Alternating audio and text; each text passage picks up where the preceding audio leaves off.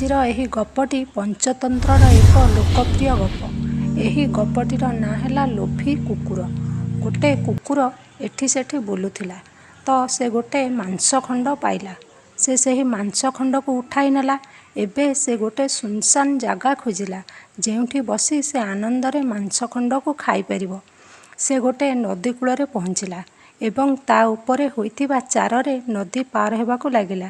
ଯେତେବେଳେ ସେ ଚାରରେ ନଦୀ ପାର ହେଉଥିଲା ସେତେବେଳେ ତା ନିଜର ଛାଇ ନଦୀ ପାଣିରେ ପଡ଼ିଲା।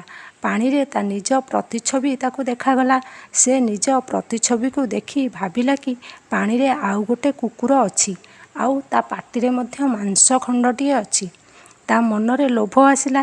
ସେ ପାଣି ଭିତରେ କୁକୁରଠାରୁ ଆଉ ଖଣ୍ଡେ ମାଂସ ପାଇବା ଲୋଭରେ ତାକୁ ଡରାଇବା ପାଇଁ ଭୁକିଦେଲା। ଭୁକିବା ପାଇଁ ସେ ଯେମିତି ପାଟି ଖୋଲିଛି ତା ନିଜ ପାଟିର ମାଂସଟି ପାଣି ଭିତରେ ପଡ଼ିଗଲା। ସେ ଯେତେ ଚେଷ୍ଟା କଲେ ମଧ୍ୟ ଆଉ ସେ ମାଂସକୁ ଆଣିପାରିଲା ନାହିଁ। ଲୋଭ କରି ଅନ୍ୟ କୁକୁରର ମାଂସ ଆଣିବାକୁ ଚାହିଁଲାରୁ ତା ନିଜର ମାଂସକୁ ହରାଇଲା। ତେଣୁ ଏହି ଗପରୁ ଆମେ ଶିଖିଲେ ଯେ ଅତି ଲୋଭ କରିବା ନାହିଁ।